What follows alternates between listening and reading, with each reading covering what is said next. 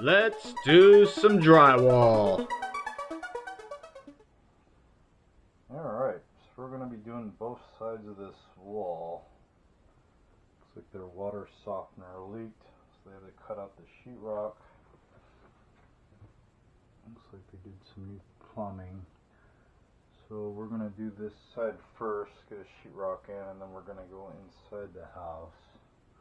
Looks like we have to mask off the carpet, put some insulation in here, sheetrock both sides, and it looks like a knockdown texture. So today's process, I want to get it sheetrocked, insulation, sheetrocked, tape, and first coated. Then I'm going to come back tomorrow, since it's already middle day, and do the second coat and then do the spray texture. But let's get to work here. I'm going to take the measurements here. I'm going to just throw the sheetrock in here, then I'm going to go inside and concentrate on the inside stuff.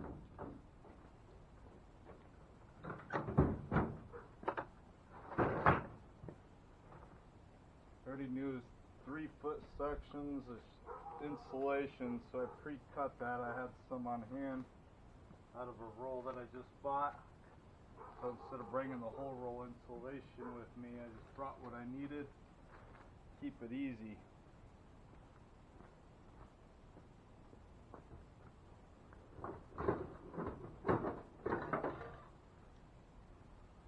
T-square. Alright, time to use the hanging tools, measuring tape, screw gun, drywall screws, tape measure, all that good stuff. I'm just using my basic stuff here since it's such a small patch. Alright. I'm going to go take my measuring pencil to the floor, 29.5, but I like to kick it up 1/8 of an inch or so since it's going to have baseboard. So I'm going to just say 29.25 by, all the way to the wall, by 31. Pretty simple, 29.25 by 31 inches. I like to write it down if possible, even on bringing on a scrap so I don't forget my measurement. Remember that. Or nowadays you can take a picture with your phone. New sheetrock, new project, always use a nice new razor blade. These razor blades are not as good as they used to be. It seems like every job you have to switch them out. So if I'm cutting new sheetrock, I like to use a brand new razor blade, sharp razor blade. Nothing's worse than trying to cut sheetrock with a dull razor blade. They used to last all day long, but it seems like you have to switch them out a whole lot now. Alright, I got my T-square. See, since I already switched this out, I already forgot my numbers. So that's why I took a picture of it. What does my picture say here?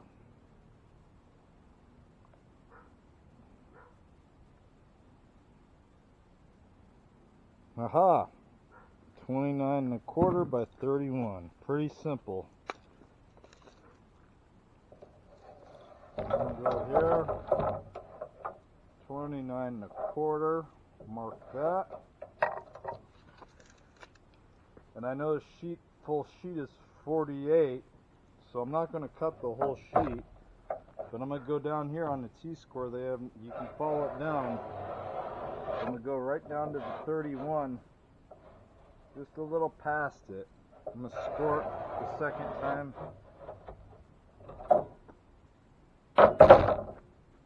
You can mark it down here. You can use a razor blade over here again. I'm going to use a T-square here again.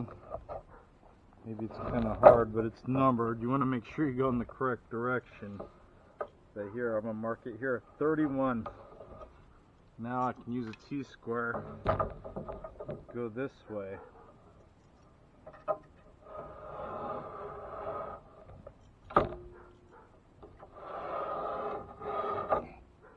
Keep it simple. And it's going to be kind of hard to cut that, so I'm just going to take it all the way down here. And then I use only that section of sheetrock, and then I have that other bottom section for something else. This sheetrock, once you score it, pretty easy, it just snaps.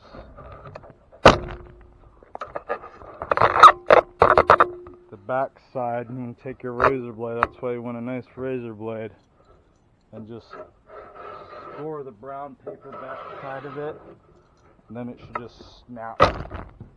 Pretty simple. Same thing here, bottom cut, folds in half. Brown paper side, just cut it. No problem. Now you got your piece of drywall cut. Your extra piece. I don't waste no sheetrock since I do patchwork.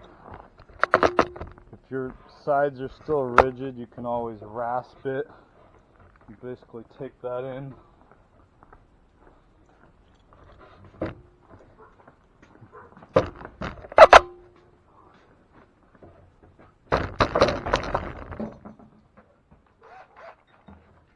To mark the studs, I just use a screw, tighten up. Got one here. This one's going to be kind of tight working on this water softener, so. There's no framing here. You can cut it back to the next stud, but there's enough lip there that I'm going to put some backing wood here. These work some 1x2s. If you have a whole piece, you can do a whole thing, but I keep these patches. There's a pipe right here, so.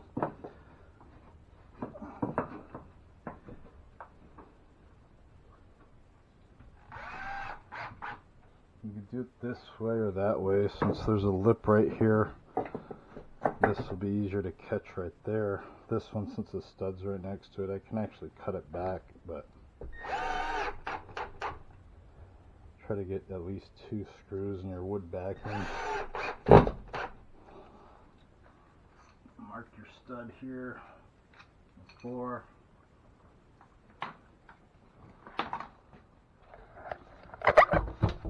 Recess part of the drywall, do not put it against your cut edge. Cut edge against cut edge. Recess, don't put it against the angle.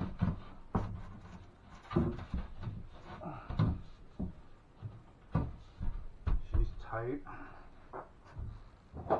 Take your razor and cut back your edge here. No big deal.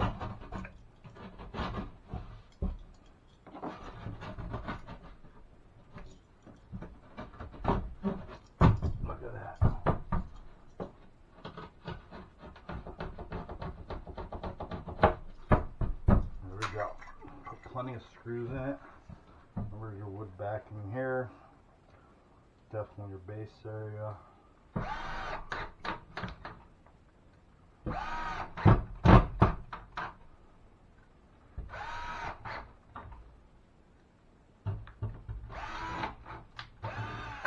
marked it here. So remember there's a stud there. Kick it over if you don't hit the stud.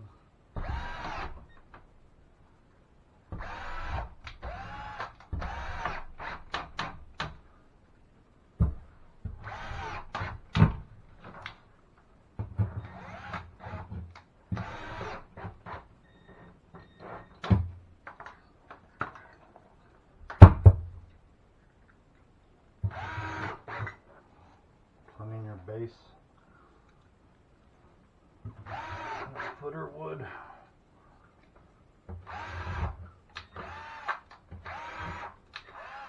Hit your metal bracket. This one's going to be tight, get behind the water heater, but we'll try to fit in here as best as possible.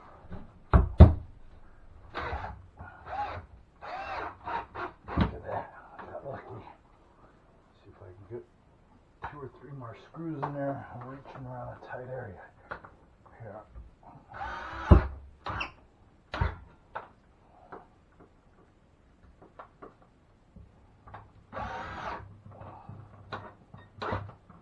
Alright.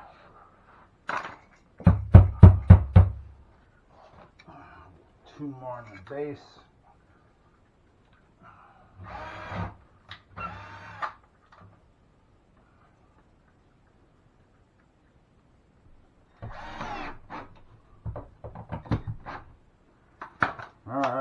That's good. Once you get all your screws in, screw your area.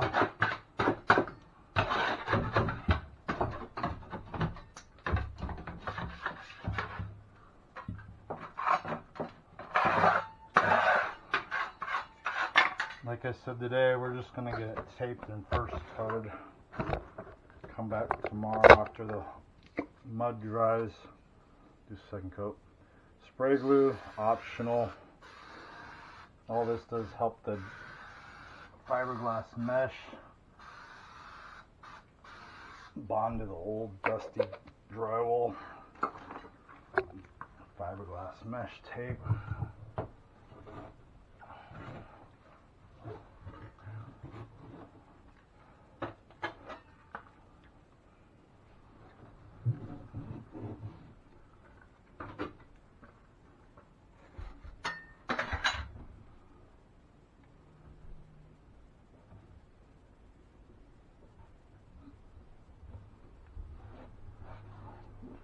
Alright, tight spot, tight spot.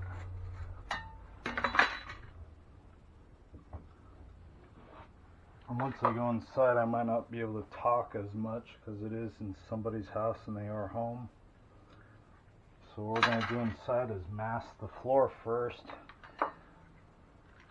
Then I'm going to put insulation inside the wall. Since I got this back side of sheetrock on, it's easier to put the sheetrock in with one side covered. Take my measurements, cut my sheetrock, install my sheetrock, and do the same thing, get everything fiberglass mesh tape. And then I'm going to turn around and I might just mix some 5-minute or 20-minute and just strike in all the fiberglass mesh. But then I'm going to follow it through with the joint compound that's going to have to dry overnight because it's almost 2:33 p.m. I've been working all day, so I just came here to get this all sealed up for them so they don't have a hole in their wall on both sides. Nothing to it in the garage.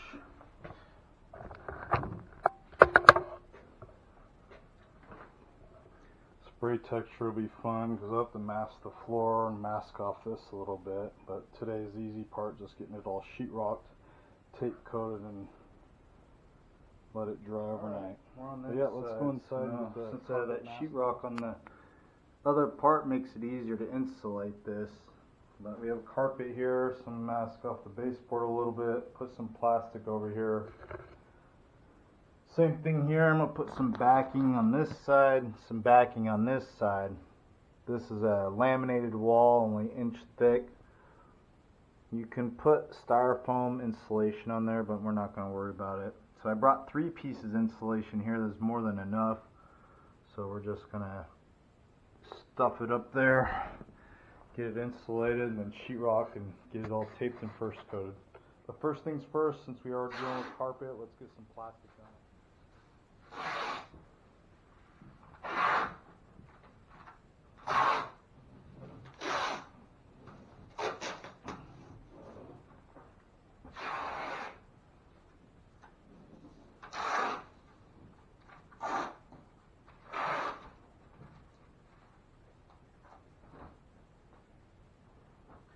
Using up all these partial rolls of masking, use them up.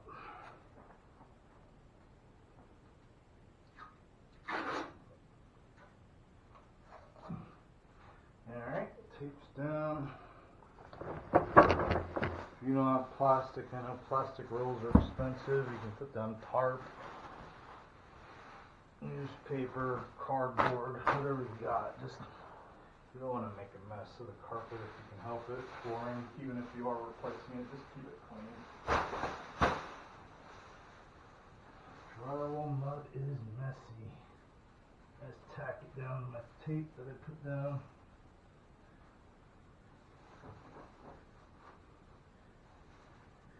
If I have to dial in the masking better tomorrow before I do a texture, I can do that too. Right now I'm just trying to get it sheetrocked and first coated today. That's all I'm worried about. Alright.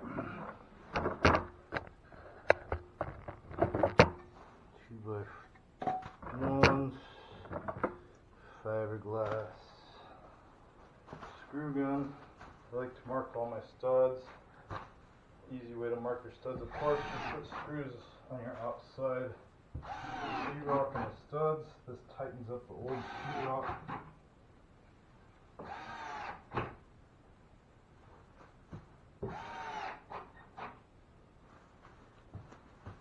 And we have two boxes that go into play, no big deal. I have to go back outside and get some more backing. It's a tight space here, so I always do a cheater screw inside the wood. That basically so I can hold the wood and get it inside the wall. Get in. Top part's important. Since there's no wood on top, you of course got the base area, but this gives it a nice. Now I can hold that cheater screw. Get screws in the outside sheetrock to tighten up the backing. At least 2 screws, 3 screws. Make it nice and tight. Now I can back up. Put a screw in the base area.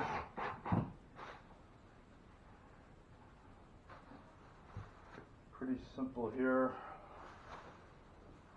I'm going to get another piece of backing here. Take my measurements. Same thing here.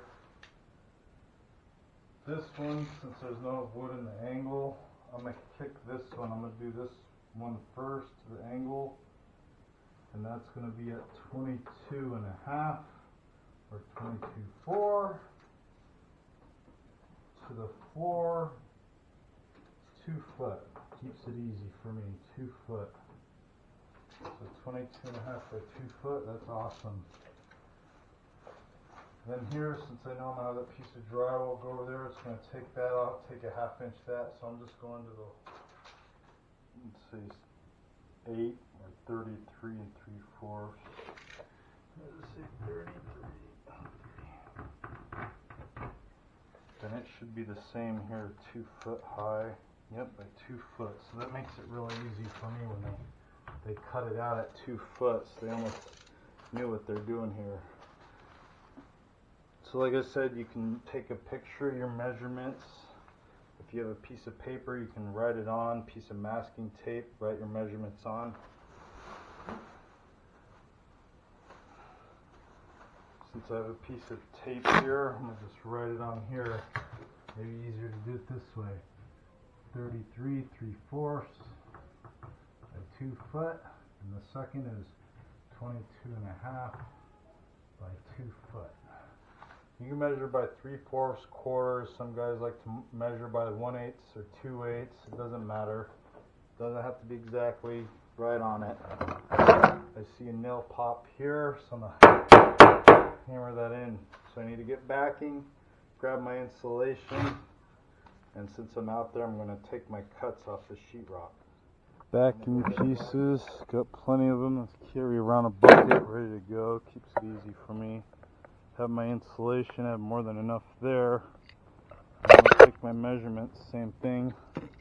And a piece of tape makes it easy. Tape's probably the easiest way because I could just stick it there. I don't forget my measurements like I always do.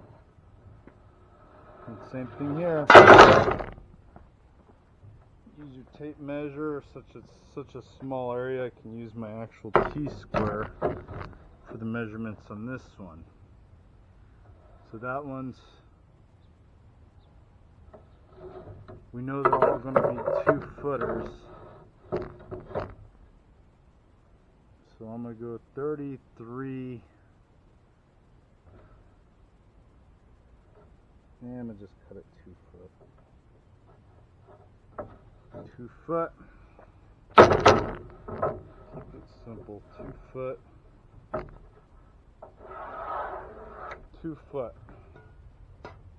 The original one was 22.5, 33. So I'm going to just do the 33.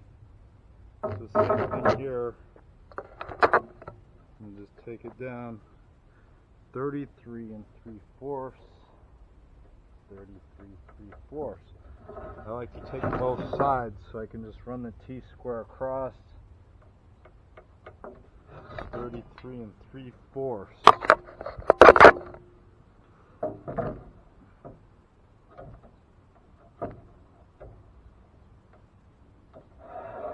Okay, so this is patch number 1.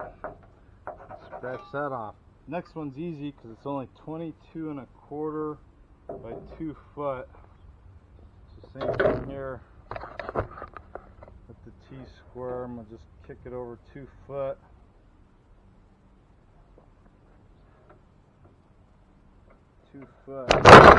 Whoa. 2 foot.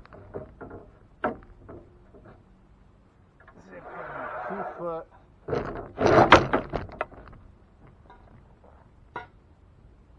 And then it's 22 and a half. So go here, 22 and a half. Pretty easy. So right here, 22 and a half. Easy, easy. And it's pretty easy to line them up since you marked both sides to level it with your T-square.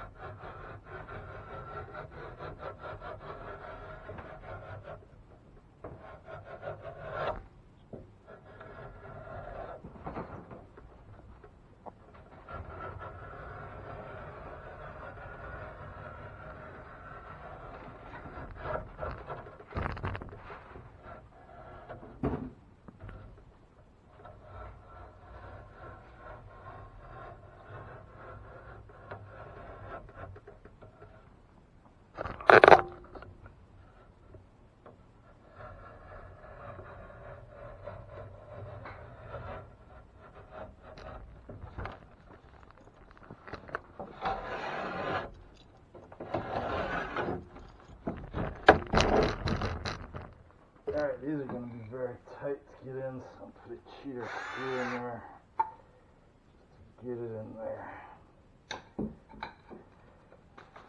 Yeah, really tight. There we go. That's why I like these 1x1s to have them. These are real tight.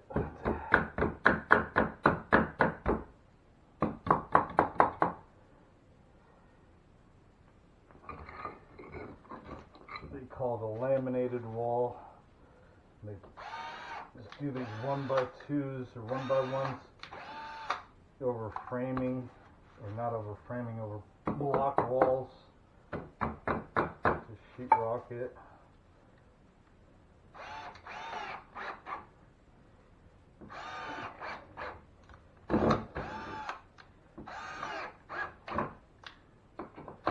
That's good.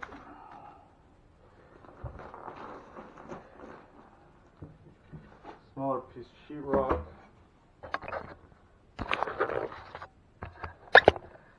Smaller piece to recess edge. I'm going to try to put it in the angle if possible. She's tight. So cut it back. Cut it back a little bit, no problem. Or you could use a rasp. I have a rasp in here. And rasp the edges down really good. That just makes them so they're not so rough and chattery. Nice smooth cut edge.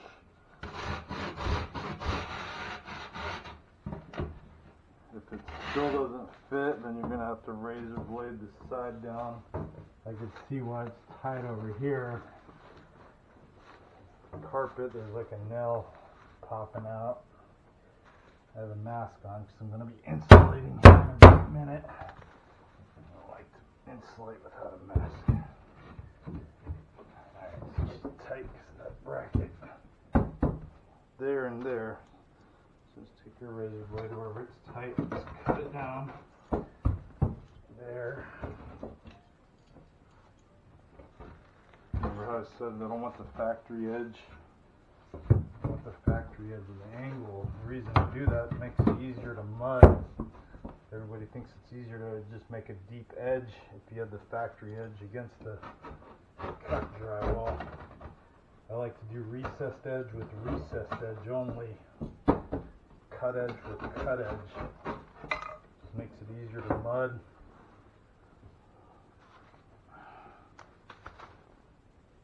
Sheetrock's cut back here a little bit.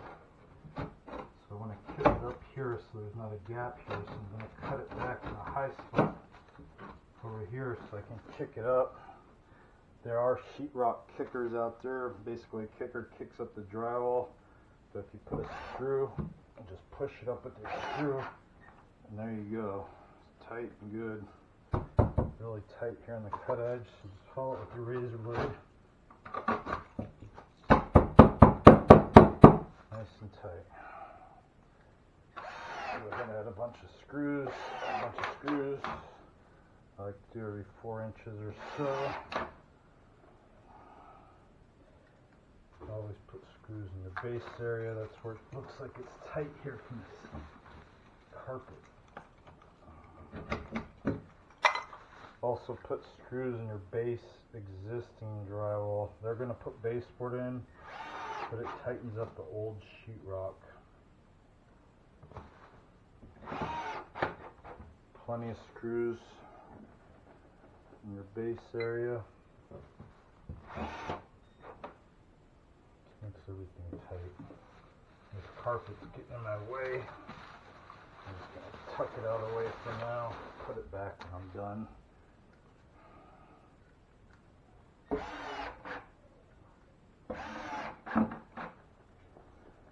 Tighten it up.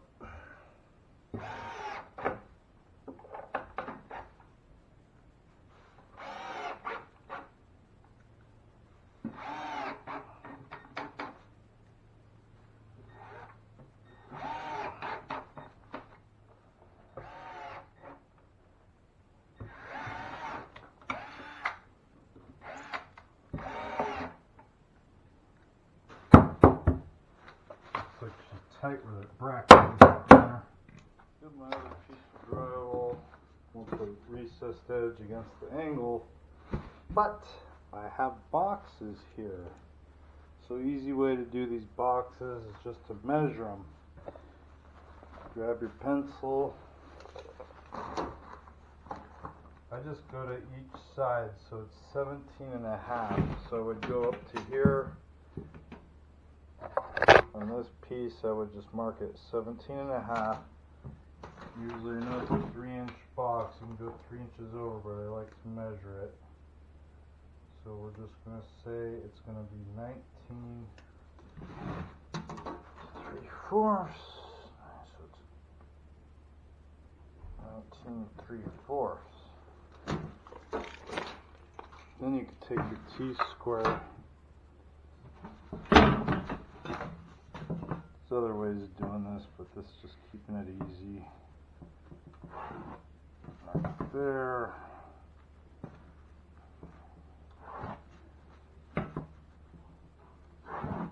Gives you the idea where the box is going to lay. And this one looks like a telephone box. They didn't want to delete it. Cut that out at 29 and 31. Same thing here. This is at the very end, 29 and 31.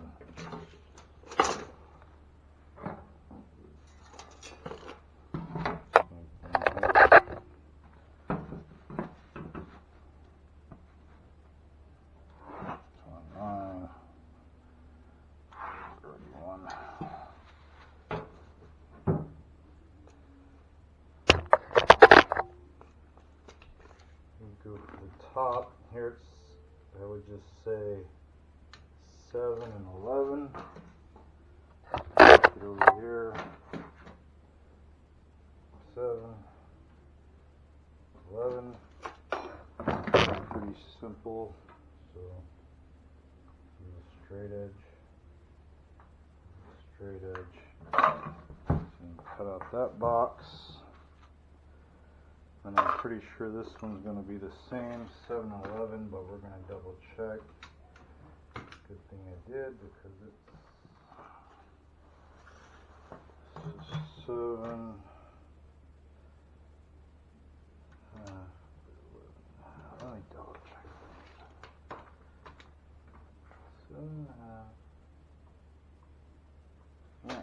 7.5 by 11.5, straight edge again.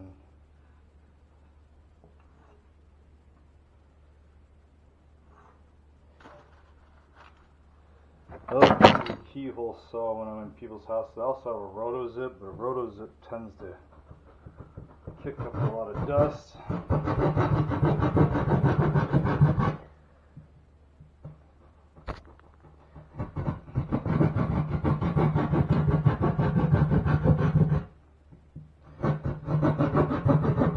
And if your gaps in your cuts, don't worry about it. You can always tape it. Even the best hangers are not the best. You get a precise cut, you're really good with the roto-zip. But we're doing around tabbed boxes, so get it so the tab fits in there. The electrical box. Any gaps in the box are going to tape up anyways. Alright, so we got our boxes cut out. It's going to be a tight fit, make sure everything's out of the base area and screws, stuff like that.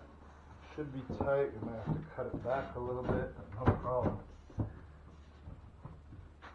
Now I have to cut back here. Box it off just a little bit, and then your tab for your electricals right there.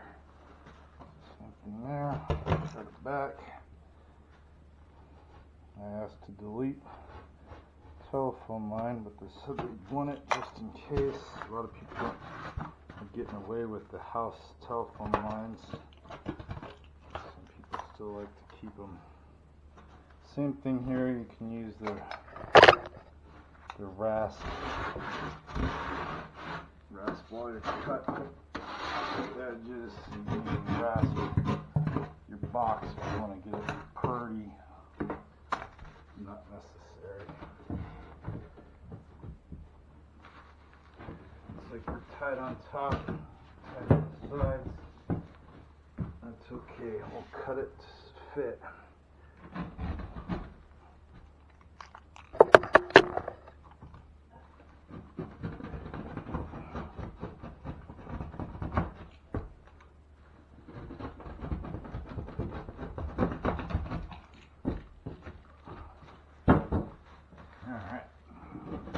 Base. There, nice and tight. I got the tab for the electrical box in my way still, so I got to cut notch the tab.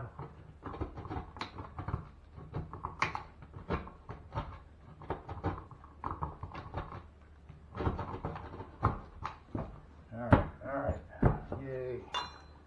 Add screws, tighten it up.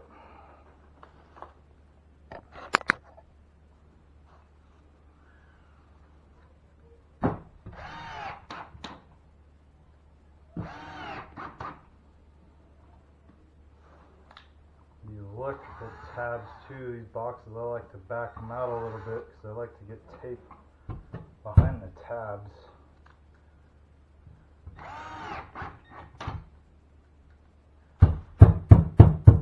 Insulation, make sure it's not bowing out the piece of drywall. Plenty of screws in your angle.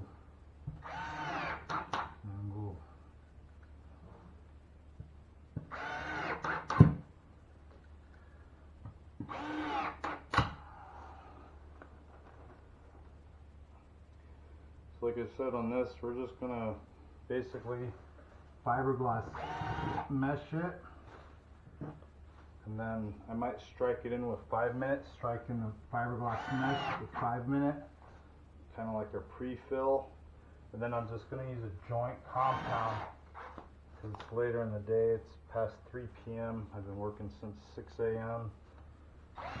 So I just want to get here today and get this first coated, and then I'll come back tomorrow and get it all second coated, touched up, and then do a texture on it for them so they can put the room back together.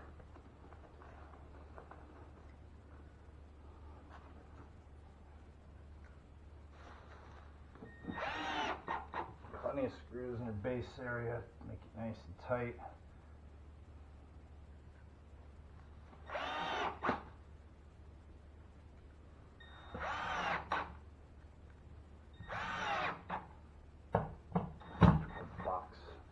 Then my backing, remember I put that backing here. It's pretty tight there, but that backing gives it extra strength on the joint so it doesn't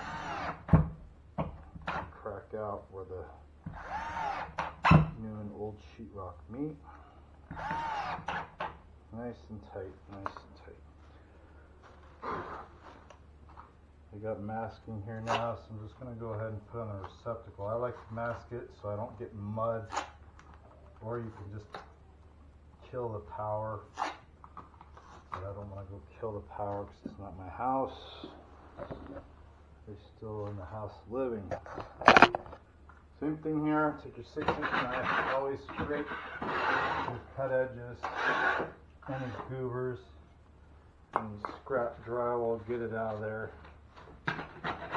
The existing wall, I like to scrape that area where the caulking was from the baseboard, and I like to tape down past the baseboard area. Spray glue, optional, but I'm going to use it. It just helps the fiberglass tack to it. Or you could do pre-fill, and while your pre-fill is still damp, those tabs, I cut that tab out there. No big deal.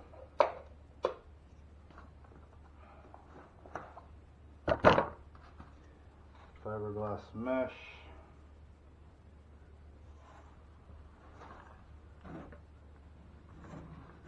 Go past your baseboard ends here, but I'm going to go all the way down to the floor so I know it's sealed.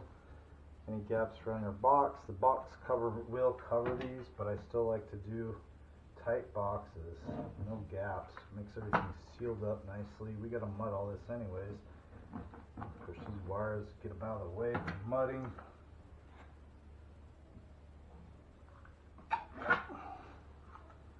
Tabs for electrical, I like to just do where the tab can rest on top of the tape instead of be in the wall. That's why they usually do the electrical after the sheetrock.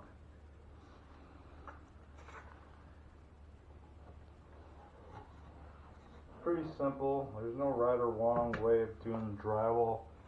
The right way is to get it done, and how you can avoid cracks. Plenty of screws, nice and tight, add backing, fiberglass and mesh tape. I don't care what other people say about fiberglass tapes, it works. I have to warranty my work for a minimum of 2 years since I'm a licensed drywall repair contractor. So I always use this fiberglass tape. I've never had any issues with it yet. If I ever have any issues with it in the future, then I'll quit using it. Any gaps, anything you see, you can do 2 layers of fiberglass. Push it all down. That spray glue is good for it. Pushes it down. Angle gap here is going to cover with baseboard, but I'm still filled in. Nice and tight, 90 degree. Everything's pushed down. I'm pretty much done. So now I'm going to go mix some 5-minute. I'm going to put all my hanging tools away. I no longer need the nail puller, screws, razor blade. Remember I said after that razor blade's already worn out. I just did a few cuts with it and it's already dull, so I'm just going to go ahead and switch this out so it's ready for my next job. You get 2 sides of each blade, so that way my blade will be ready for tomorrow. Nothing's worse than trying to cut sheetrock with a dull blade, and I think they purposely make them so they only last a few cuts, so you have to buy more of them. Marketing.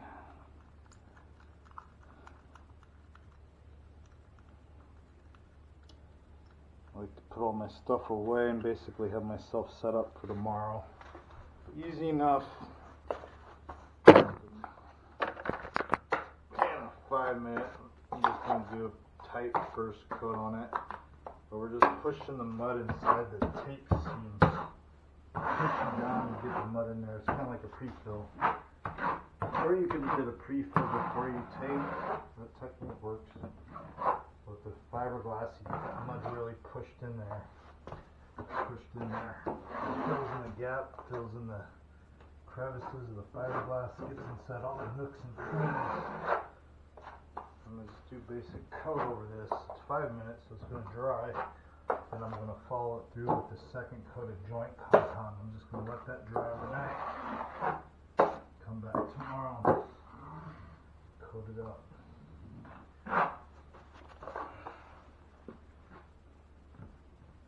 past your base area, you know the base is going to go right there, and you take it below.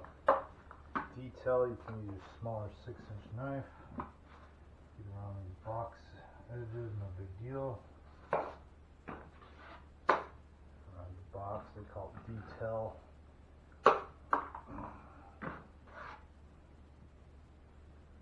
After 5 minutes, we're going to slick it out too before we do the second coat with regular angle. Get it pushed in nicely. I like to follow it there with my 6-inch knife and do a nice 90-degree angle both sides. You can pull the other angle side too, or you can pick it sideways, whatever you want to do. Just doing a first coat, no big deal. And then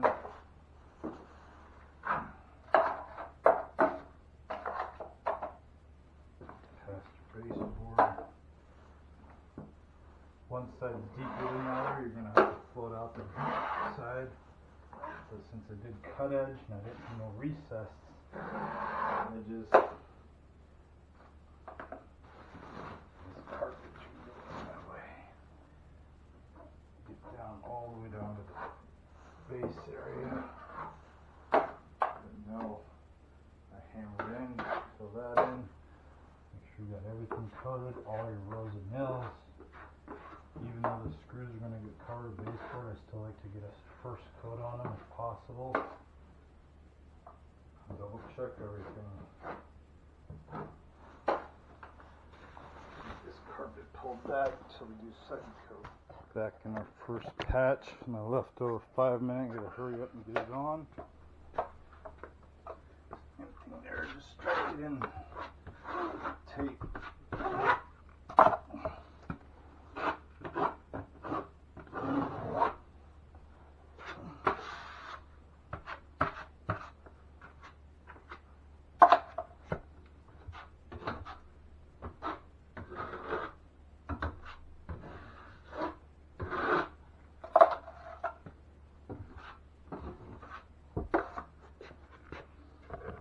Alright, now I get to fight inside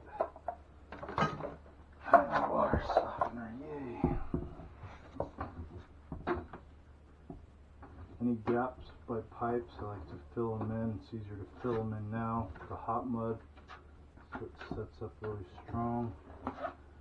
We just doing flat tape against the brick wall. The other wall's a brick wall. The lighting here ain't the best because I'm in the corner of the garage. This hot mud's not necessarily has to be done, but I'm here and I know it gets inside everything and gets to drying. So when I come back tomorrow, I know my first coat's going to be really dry and strong. My first coat is really the hot mud, but my next coat's going to be joint compound.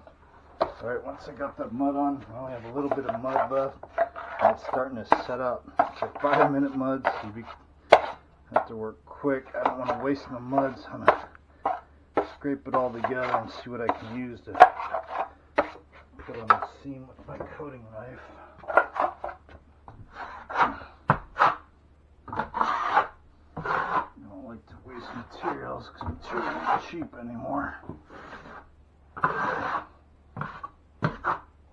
But the hot mud's going to set it up like a cement. That's why it'll never crack. People that say fiberglass is no good, fiberglass cracks, yeah right. Get that mud pushed inside there, almost like a pre-fill technique. And then if you use hot muds, especially, hot muds are more professional grade materials. Coat your nails, hit your base area. That's pretty much all I can do with that hot mud because it's starting to dry. Let's go ahead and clean your tools out. In your next step, we're going to sponge all this off with a wet sponge and a 6. Kind of do a slick out technique, and then we're going to follow through with a regular joint compound, coat it out. That way it can get to dry overnight. Fairly quickly, my sponge. You know, in most of my videos, how I do a slick out technique. I also have a video on slicking out hot mud, but mostly getting rid of that edge. I would compare it to like a wet sanding technique without the dust. If you're going to use hot muds, you have to slick them out before they set up. Not after they set up, before they set up. It's like manipulating clay, manipulating cement. You're taking off the extra materials. Nothing to it. Around the pipes, you can even take the extra mud like here so you don't waste it and go around these pipes. Get inside the wall area real tight. That's flat taped against the brick wall. Nothing to it around the pipes. Anything needs to be.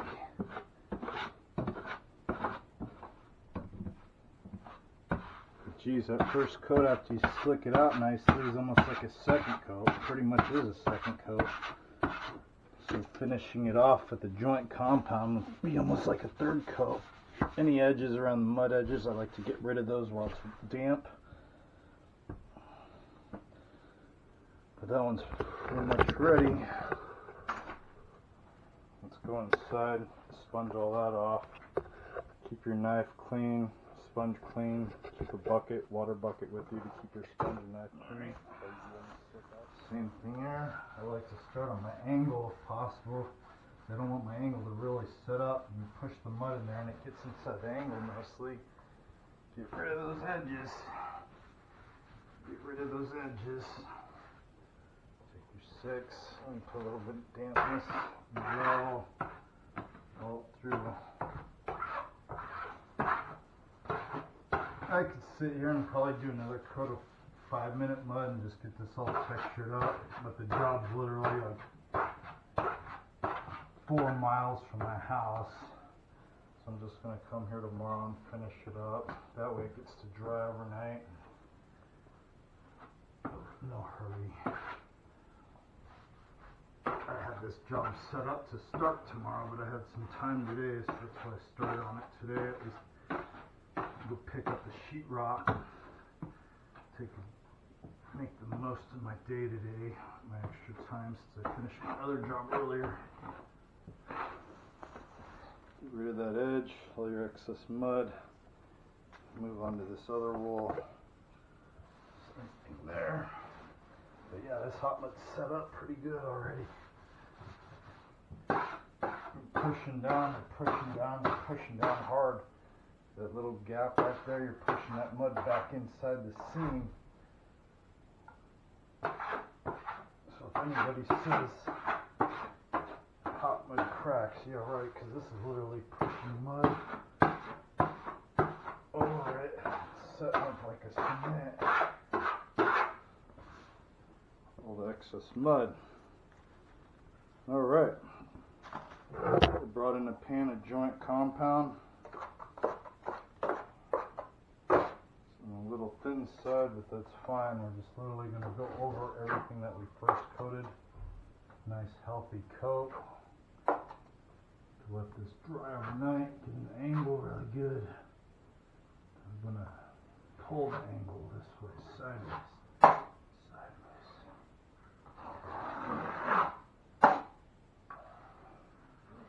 Cut the joint. Any deepness, fill in the deep side more than you would on the side that isn't deep.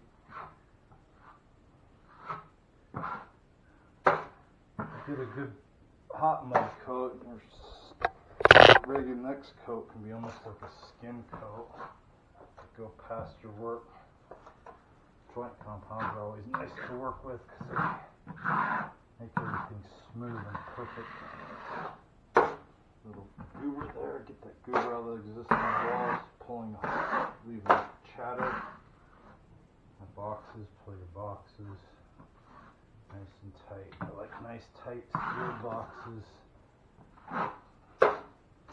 Nails, go ahead and just coat them again using base nails so everything's just sealed up, clean. They might put on base coat later, but they might not get to it for a year from now, so at least everything's coated. Finish off this wall.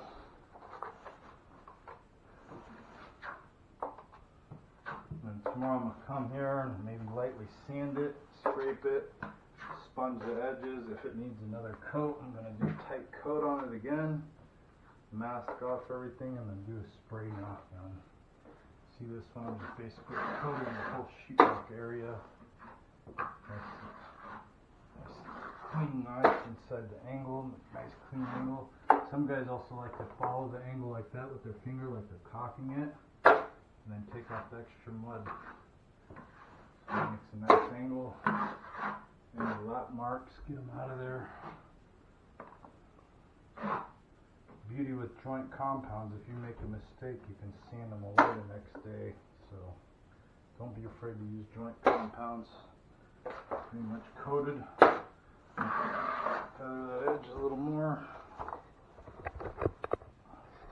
Looks good, huh? A little scrap, you can vacuum up all your debris.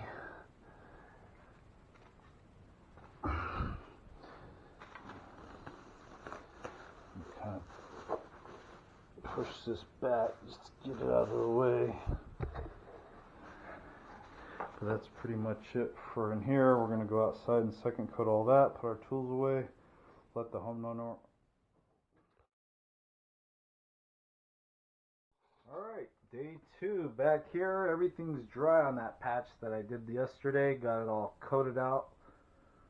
So now we're going to mask off, plastic off everything. The patch doesn't look terrible, so I probably will get away with just sanding it down, sponge the edge, and then do a spray texture on it. First things first is put down some plastic, mask the floor, base area. Anything that texture is going to get on, just go ahead and mask it off.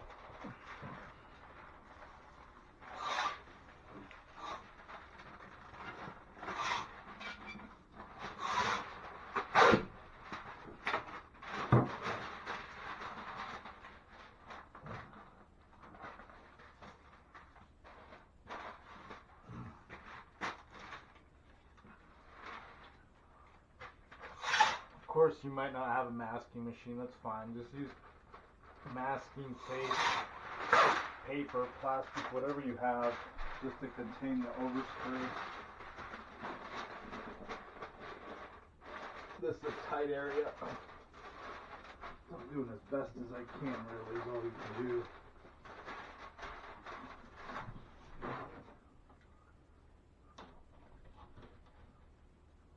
All this stuff.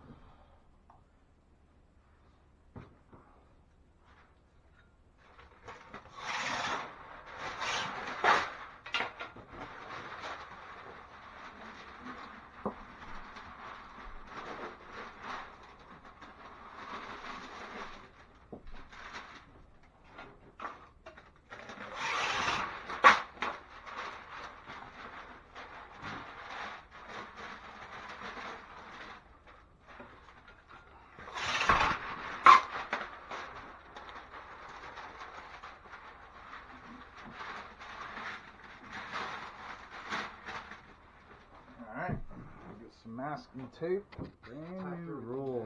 1.5" tape I like to use for masking. Tack all your paper down, you don't want it flowing when you have the air compressor on and your texture. Tack everything down. This hose is kind of goofy, I don't want to disconnect anything because it's not my property, but of course you want to get everything you can out of the way.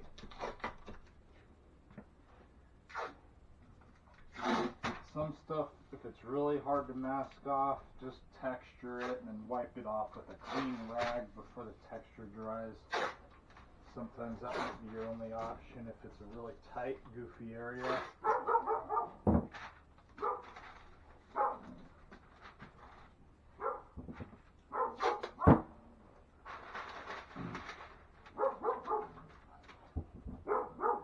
That's somebody's house, so they have a dog.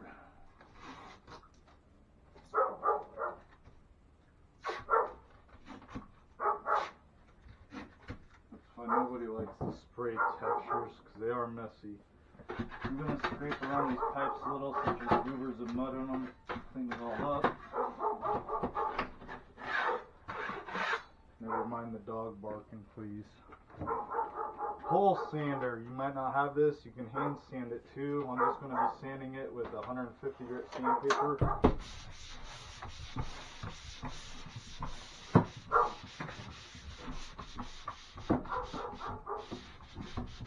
Sometimes around pipes and details it's easier to hand sand.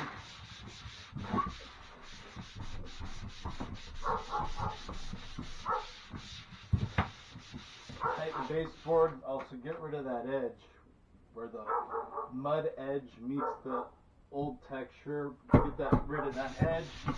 You can sand it away or you can sponge it with a wet sponge. That's good enough for a closet. I'm going to take a wet sponge and get rid of all that. Sponge, get rid of the edge. I'm going to spray it with a spray knife. It helps it blend off. You can also go over everything you sanded to de-dust it. That way your texture is not bonding, trying to bond to dust. It's actually sticking to the patchwork. Nothing likes to stick to dust, so I take the wall out further to get all the dust off the existing texture. Extra detail around the base area to get all the dust and debris off of it. De-dusted, ready. While that moisture kind of dries, I'm going to go ahead and mix my joint compound. I'm going to mix some joint compound and I'm going to spray it with the air compressor and the hopper. Alright, regular Just joint a basic compound. I light got the hopper ready. You kind of adjust the valve on it until you get the desired depth of the spray. You kind of see the existing to see how you want to spray it.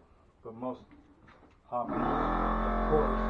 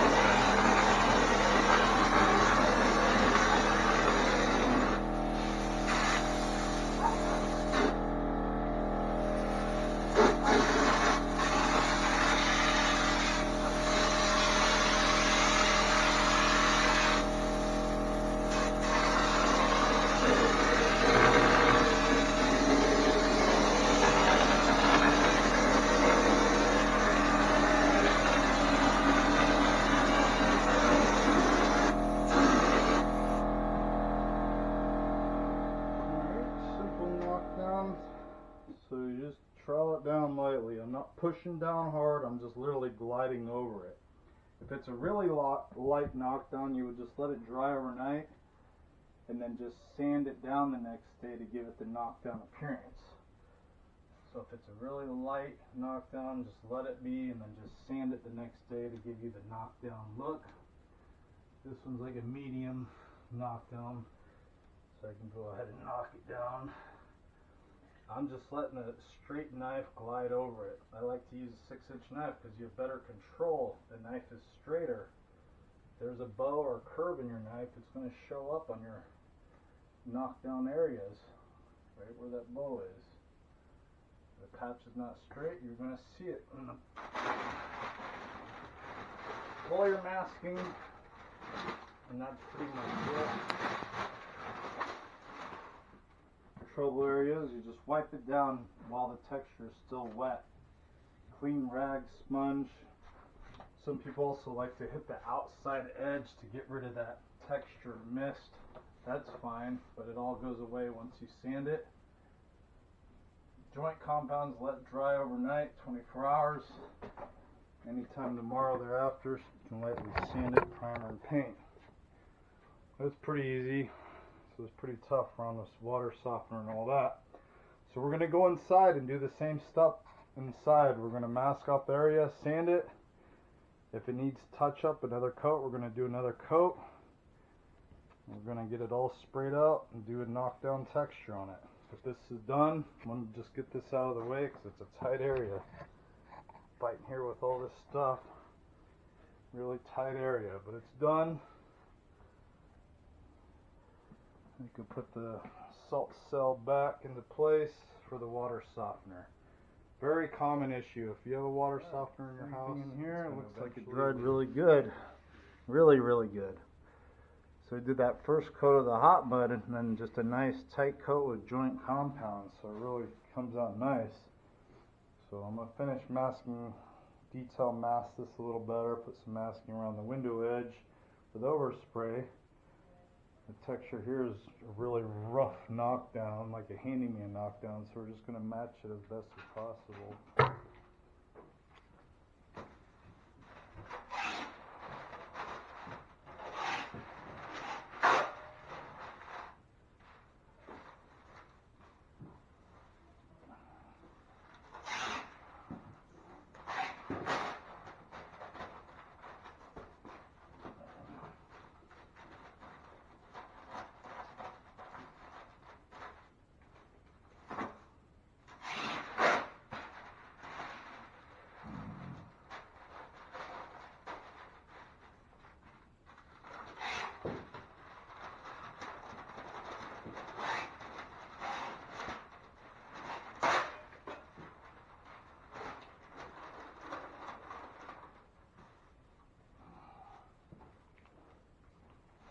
2-inch tape, tack up all your paper, keep anything from flying around, any loose stuff, tape it down.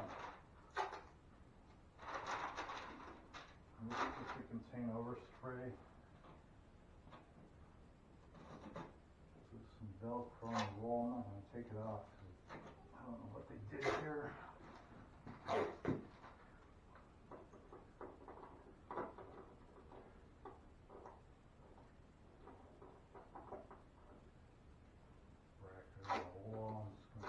Off. Tap down the paper so it doesn't blow in.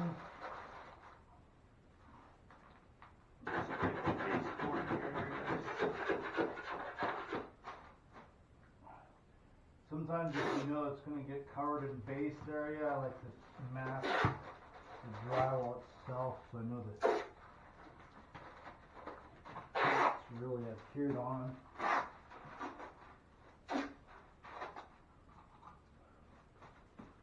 That's pretty much it. Same thing here, sand it with 150 grit. Angle, both sides with angle, nice 90 degrees.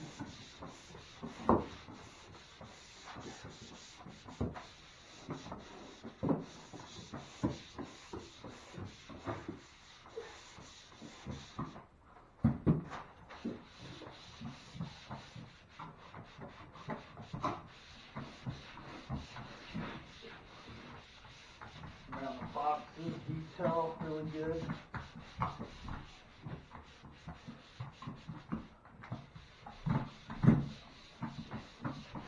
Mostly where the tape's in there is really grinded down. Looks good.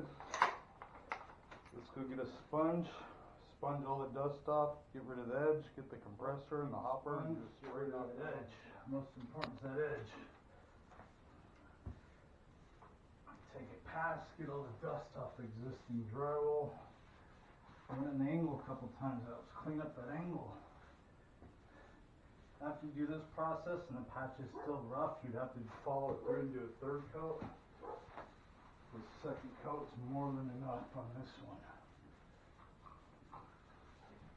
Take the dust off, throw on the boxes a little more, make sure they're nice and clean.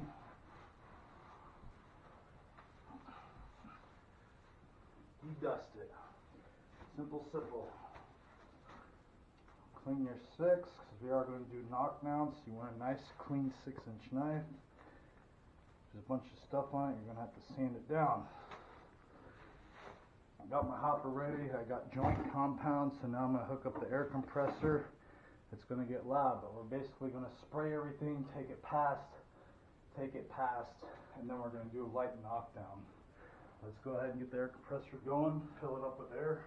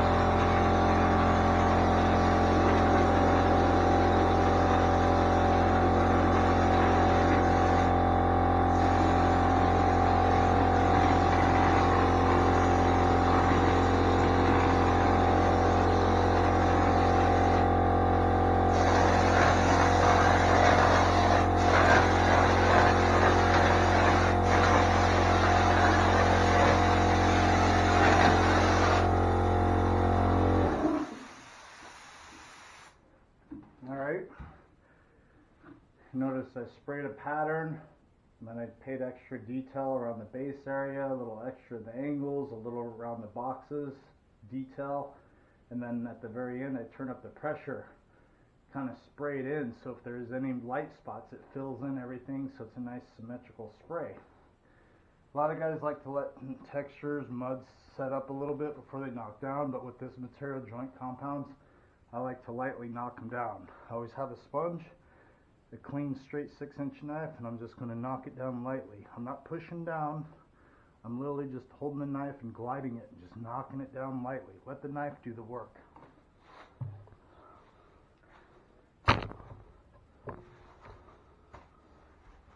Start the top, angle, work your way over lightly, lightly, lightly. You'll know when you're doing it right automatically, because if you're pushing down, that's why you don't want to push down too hard. Around the detail, just make it clean. It is a knockdown, so you are going to turn around and sand this before you paint. So if you did miss any of this splatter, when you go to sand it before paint, you're going to get the remaining rounded dots flattened.